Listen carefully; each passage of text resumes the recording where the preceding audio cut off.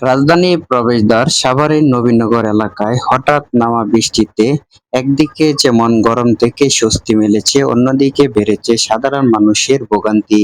বৃষ্টির কারণে সড়কে যানবাহনের গতি কমে যায় এবং গুরুত্বপূর্ণ এই সড়কে সৃষ্টি হয় যানজট।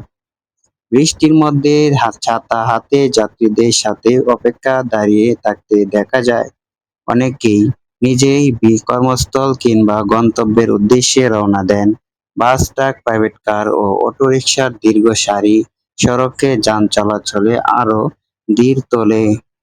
স্থানীয়রা জানান, সামান্য বৃষ্টিতেই নবীনগর এলাকায় যানজট অন্যদিকে চিত্র হয়ে দাঁড়ায়।